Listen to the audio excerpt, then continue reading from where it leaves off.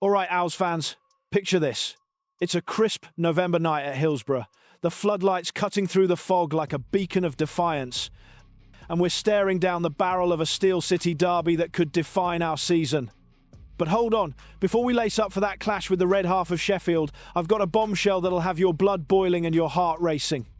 What if I told you that the very player who dragged us back from the brink last year, the one who lifted that Player of the Year trophy like it was the FA Cup, is now caught in a tug of war between our fiercest rivals and a Scottish giant?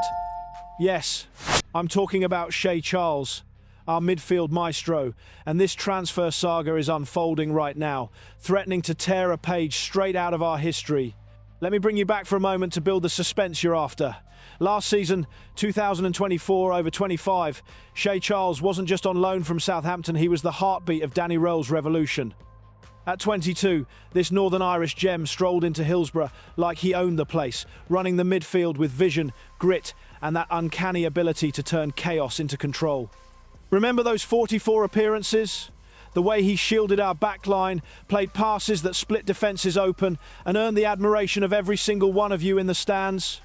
He didn't just play, he lit a fire under us. And when he lifted that award, it wasn't just a bit of silverware, it was a promise of what Wednesday could become with the right leadership. But Röhl's fallout with the old regime cut that dream short, and Shea headed back to a shaky Southampton campaign.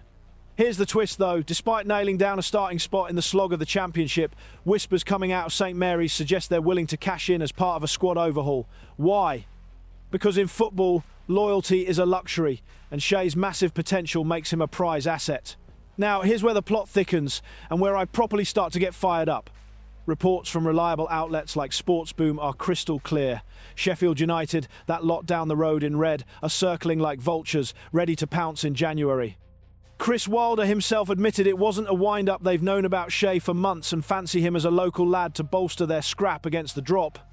And get this, Rangers, led by none other than our Danny Röhl, are in the mix too, eyeing a reunion that could propel them up the Scottish Premiership.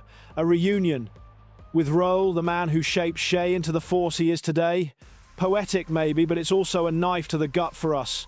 Why on earth would Southampton even consider this when Shea's been one of their rocks? Is it pure greed, or are they doubting whether he fits in a team that's already leaking goals? I say it's short-sighted. Shea's the sort of player who elevates teams, not one you cast aside. And let's not skirt around the glaring issue, fans. This gets right under my skin, and it should for you as well.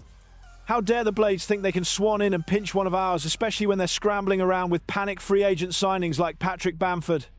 It's more than rivalry. It's an insult to the bond Shea built with Hillsborough. We poured our hearts into backing him, and now he's dangling like a trophy?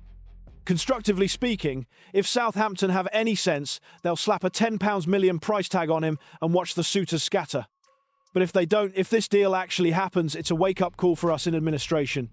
With 10 prospective buyers lining up proof of funds and that derby looming on the 23rd, we need stability, not echoes of talent slipping through our fingers. Imagine the irony, Röhl winning him over at Ibrox while we're left to pick up the pieces. Provocative? Absolutely. But isn't that the kind of fire that makes Wednesdayites unbreakable? Here's my unfiltered take. Said with the conviction you deserve. Losing Shea to either of those clubs would be a travesty, but it highlights a brutal truth talent like his doesn't wait around for us to sort ourselves out. Southampton must recognise his value and lock him in, or they'll spark a blaze they won't be able to control. As for us, this is rocket fuel for the fight ahead. Administration or not, with that points deduction biting and Harry Amas focused on his loan spell, we've got the grit to turn this ship around. But only if we demand better from whoever takes the reins next. So, Wednesday faithful, tell me this. If Shea ends up in red or in blue up north, does it ignite an even fiercer derby fire, or does it leave a scar we won't shake off? Drop your thoughts in the comments below, debate, vent, rally, and if you're not subscribed yet, what are you waiting for?